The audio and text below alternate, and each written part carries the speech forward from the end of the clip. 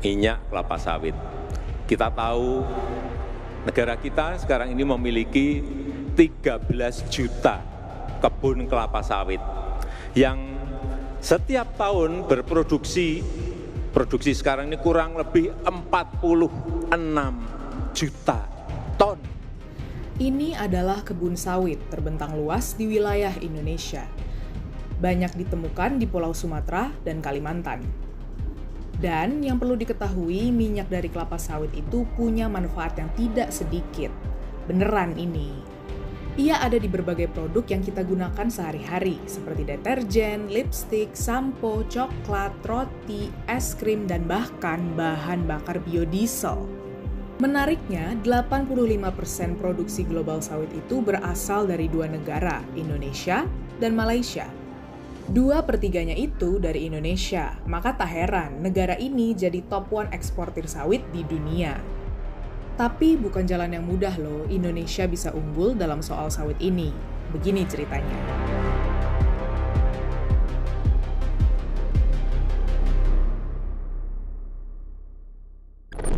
Tanaman kelapa sawit sendiri sebenarnya bukan tanaman asli asal Indonesia.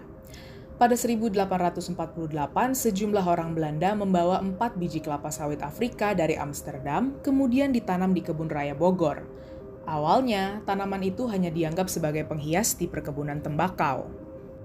Baru pada 1911, perkebunan sawit komersial pertama di Indonesia didirikan di Sumatera oleh Adrian Hallett, seorang ahli agronomi Belgia.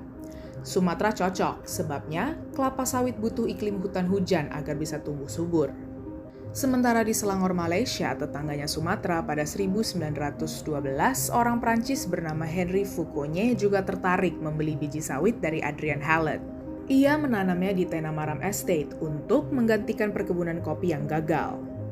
Flash forward ke tahun 1980, Indonesia kala itu sudah punya 200.000 hektar lahan kebun sawit. Meski begitu, Malaysia punya lahan sawit lebih luas, hampir 3 kali lipat dari Indonesia.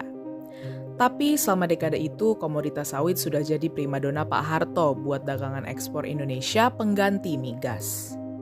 Eits, tapi kamu perlu tahu juga soal ini.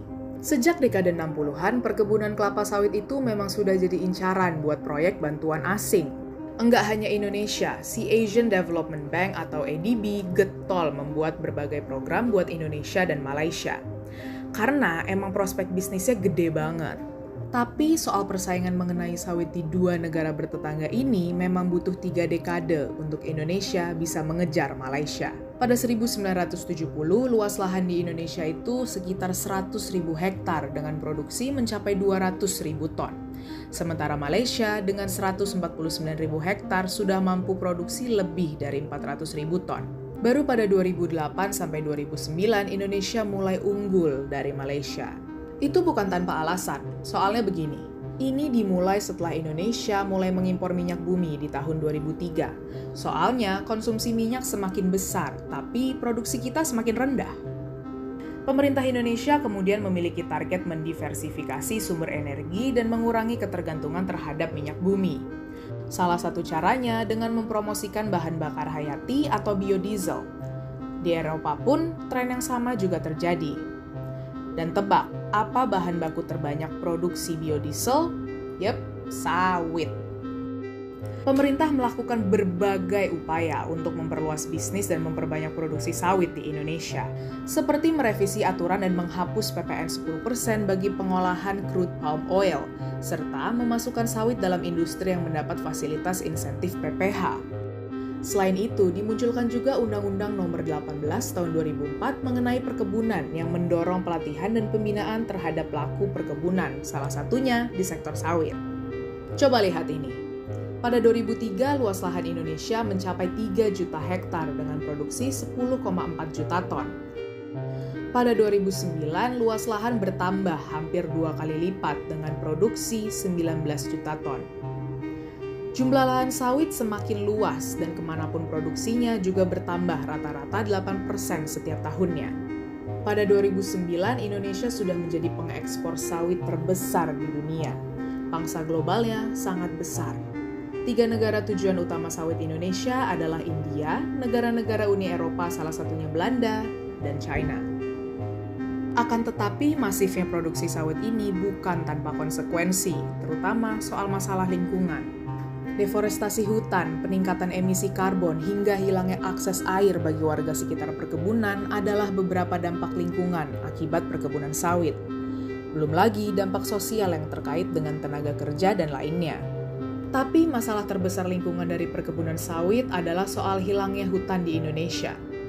Temuan World Resource Institute Indonesia misalnya menyebutkan hampir 1,6 juta hektar hutan dan 1,5 juta hektar hutan primer atau setara dengan suatu wilayah yang lebih besar dari Swiss telah berubah menjadi perkebunan kelapa sawit dan hutan tanaman industri. Itu terjadi selama periode tahun 2000 sampai 2015. Sementara laporan Greenpeace Asia Tenggara soal 4,4 juta hektar lahan terbakar di Indonesia antara 2015 sampai 2019 menyebut sebanyak 30%-nya atau 1,3 juta hektar berada di konsesi kelapa sawit dan industri bubur kertas. Permasalahan lingkungan inilah yang jadi salah satu alasan mengapa Uni Eropa mempersulit impor sawit dari Indonesia. Bahkan demi upaya itu, kebijakan Renewable Energy Directives di Eropa soal penggunaan bahan bakar berkelanjutan hingga 2030 tidak memasukkan sawit di dalamnya. Yap, padahal semua orang tahu, sawit adalah bahan ekonomis untuk produksi biofuel. Pada 2019, Indonesia lantas melaporkannya ke World Trade Organization atas sikap Uni Eropa itu. Terlepas dari hal itu, upaya untuk membuat mekanisme sawit yang berkelanjutan dan ramah lingkungan sebenarnya sudah mulai terjadi sejak 2004. Produsen dan pembeli minyak sawit membentuk Roundtable on Sustainable Palm Oil atau RSPO untuk menciptakan sistem sertifikasi etis untuk meminimalkan dampak terhadap hutan, satwa liar, dan masyarakat. Indonesia pun telah mendorong berlakunya Indonesia Sustainable Palm Oil atau ASPO yang disebutkan dalam PP nomor 44 tahun 2020. Perpres yang mengatur legalitas tanah sawit dan regulasi untuk menciptakan perkebunan sawit yang sustainable. Belum lagi soal kebijakan moratorium sawit sejak 2018 yang menunda pemberian izin operasi untuk perkebunan kelapa sawit agar dapat dibenahi. Aturannya sih bakal habis 2021 ini, tapi ini masih bisa kita dorong kok untuk diperpanjang. By the way, stop dulu, ceritanya jangan kepanjangan. Menurut kamu, apakah sawit itu benar-benar bisa menjadi industri yang berkelanjutan, ramah lingkungan?